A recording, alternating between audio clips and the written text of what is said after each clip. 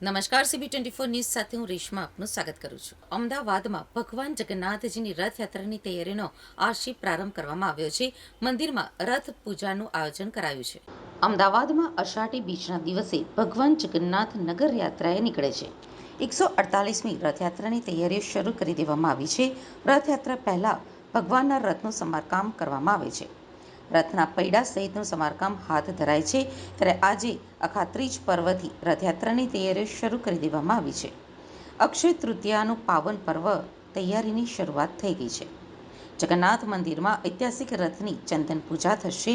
અખાત્રીજ ઉપર ચંદન યાત્રાનું વિશેષ મહત્વ હોય છે.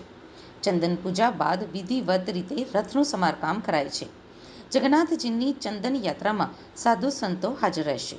જગન્નાથ મંદિરમાં ઐતિહાસિક રથની ચંદન પૂજા કરાઈ છે. પરંપરાગત રીતે ચંદન પૂજા બાદ વિધિવત રીતે રથનું સમારકામ કરાય છે. અખાત્રીજ ઉપર ચંદન યાત્રાનું વિશેષ મહત્વ રહેલું છે. જગન્નાથજીની ચંદન યાત્રામાં સાધુ સંતોની પણ હાજરી છે. અમદાવાદમાં ભગવાન જગન્નાથજીની 148મી રથયાત્રાના યજમાન નક્કી કરવામાં આવ્યા હતા.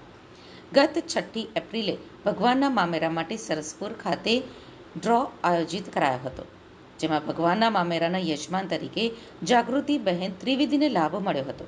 148મી રથયાત્રામાં મામેરો કરવા માટે 6 જેટલા યજમાનો દ્વારા નામ નોંધાવવામાં આવ્યા હતા. ભગવાનની 148મી રથયાત્રામાં મામેરો કરવા માટે 6 યજમાનોના દ્વારા નામ નોંધાયા હતા. હવે આ રથયાત્રાના પ્રારંભની તૈયારીઓ પણ શરૂ કરી દેવામાં આવી છે.